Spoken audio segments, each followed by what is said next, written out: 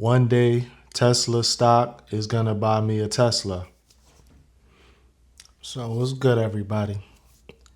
I wasn't exactly sure about what my next topic was going to be in this series. I was thinking about getting into the charting, but I'll wait for that, maybe a few more episodes because trading is not just all about the charts. There's a lot of know-how, technical things, and then you have your psychology aspect to it.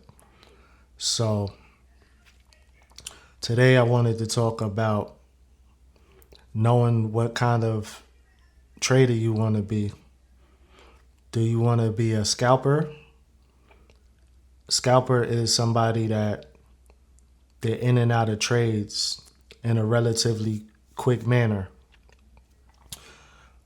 They might not take the whole range of a trade, once you have your charts all set up and things like that. A scalper is gonna aim more for a percentage gain, if that makes sense. Now, then the next type of trader that you have is gonna be a swing trader, which is somebody who will buy an options play and then they'll go ahead and let it play out over the course of, it could be anywhere from overnight to all the way up to days. Just jump into play and let it do its thing. Now, the thing about swing trading is, remember we talked about theta decay, aka time decay. If you were to hop into a swing play, let's say you hopped into a swing play on Monday. Every day that you hold that play, it's gonna start decreasing more. Not decrease. The value is gonna start decreasing more and more and more the closer you get to your expiration date. Your next type of trader is gonna be someone who only buys leaps. A leap option is an options play that you buy with the intention of holding it for a long time. Technically it's give or take 6 months or more.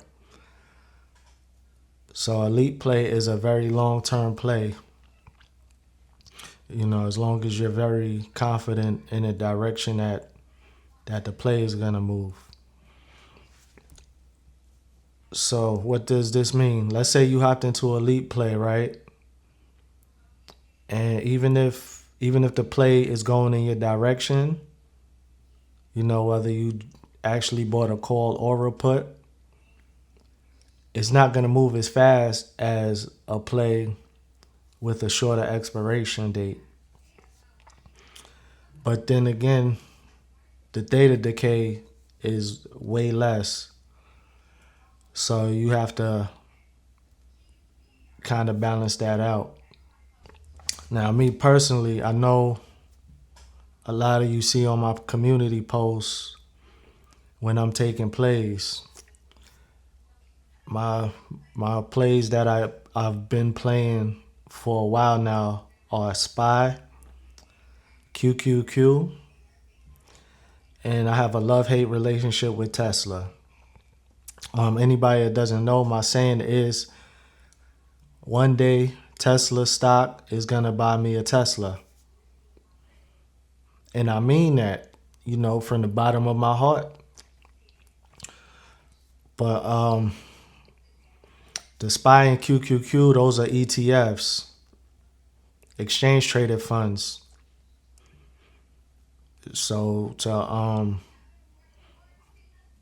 to touch on that, if you don't know about what type of ETFs, indexes, you don't know what any of these things are, if you look at my page, in my descriptions, of my channel page, I have written a book about that. It's called Stock Market Starter, by Elevated Mindset. It's for sale for $13.99 or $12.99. I don't even know, but it's very affordable, and quite a few people have bought my book so far. And I think it would be a good starting point to have an understanding. But SPY and QQQ, which are ETFs have 0-day options, and the indexes too, like the Nasdaq, Dow Jones Industrial, and SPX, which is the SPY, but on a grander scale. Now, the 0-day options, they're very risky, but I think they fit my trading style because I'm going to hop into a play and I'm going to hop out that play. And I'm not going to hold that play for too long, because by the end of the day, whatever play you have, it's going to go to zero, because the expiration is that day if you play it for 0-day expiration. And also, as far as with theta decay, it's a little bit slower if you were to buy an options play towards the beginning of the day. So that, the prices are going to be higher when the stock market opens at 9:30 a.m. And as the day goes on, those prices get cheaper and cheaper and cheaper due to theta decay. Now, one other thing to mention, some brokerages, they will kick you out of your play, because if you play a 0-day at 3:30 p.m. Eastern, they won't let you buy any more 0 days. And usually they'll close your play out if you're up, I should say. 'Cause if you're losing, they're just gonna go ahead and let that play ride out, because that's gonna put money into the institutional hands. But it's just something to think about. You have to find your own lane with this trading thing. You have to be confident in your decision making, and you have to just go ahead and stick with it. Now, as far as trying to pick a target, there are plenty of people that do that. But then there's also the possibility that, remember we talked about range trading or consolidation? Maybe it's going towards your price target, and then the stock curve starts to flatten out. Now theta decay is in play, eating up the value of your contracts. You get what I'm saying? So I can't tell you, you should do this, you should do that. I have my way of trading. You're going to have your way of trading, just like that person's going to have their way of trading. I can't say one is right versus one is wrong. And also, even if you hop into a play,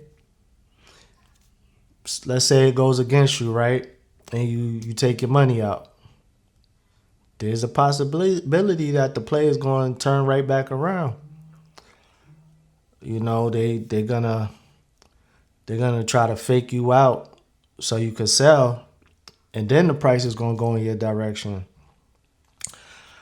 It's a whole lot to learn, But this video is starting to get long, so what I'm gonna do is I'm gonna end this one here.